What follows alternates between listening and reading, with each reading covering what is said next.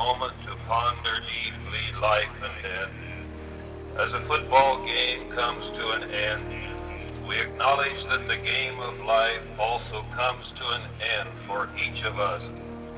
For our teammates, coaches, and fans no longer with us, we know the game has ended in victory for them as they are now with you, the master coach. Their unseen presence here today will give inspiration to all of us. Since we, the living, still have time on the clock, we ask for your help and guidance as we give our very best to the game of life. No letting up, but onward and upward to new victories.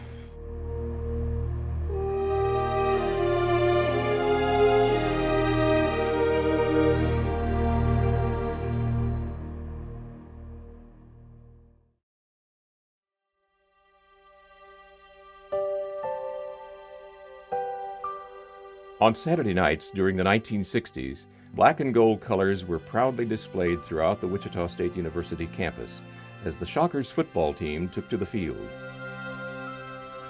Despite the team's losing record, fans continued to cheer their home team.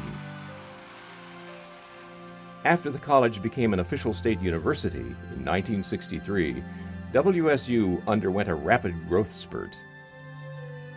The university felt it needed to boost its national visibility.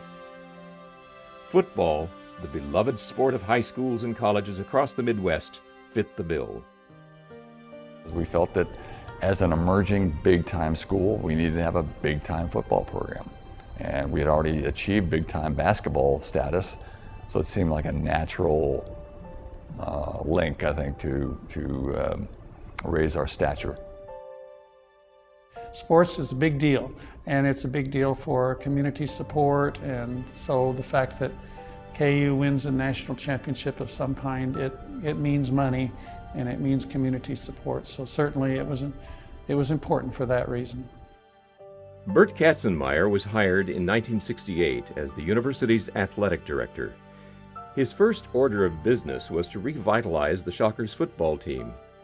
Katzenmeyer was instrumental in securing the support and funding needed to build Cessna Stadium. It was a point of sales, as it were, on the part of the administration to sell people, look at what we're doing in athletics, football in particular. And so there were really high hopes, high expectations for the football program at that point.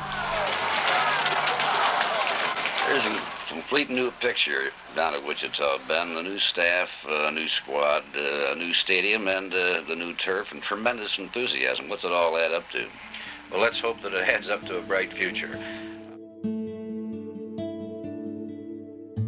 In order to build a winning team, Katzenmeyer needed a winning coach. He recruited Ben Wilson in 1969. Wilson came from the University of Virginia, where he was a top-rated offensive coordinator. Prior to that, he compiled an impressive record as a winning high school coach in Ohio. Bert Katzenmeyer and Wilson and the other people were clearly hired to try to upgrade our winning record and our stature as a football team. Wilson brought Bob Seaman on board as the new offensive coordinator.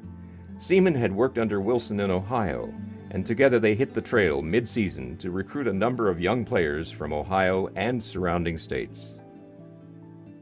Back then it was like childhood dreams to get football scholarships. And being offered a football scholarship, full ride at Wichita State, meant a lot to me. Most of the blue chippers, if you will, were already committed to other schools, and so what they brought along were marginal players, such as myself. Okay, fairly good athletes perhaps, okay, but not the biggest people in the world. The second year, they start bringing in some pretty good players that were somewhat like all-staters, a couple high school All-Americans, and you could see that the program was, starting to take off to a certain extent.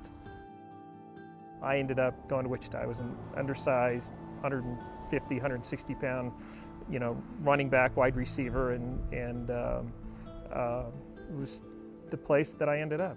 It was probably one of the best things I ever did. Before Wilson came on board, the Shockers had not won a single game the prior season. In his first year as head coach, Wilson brought 2 wins for the Shockers, the first and last games of the 1969 season.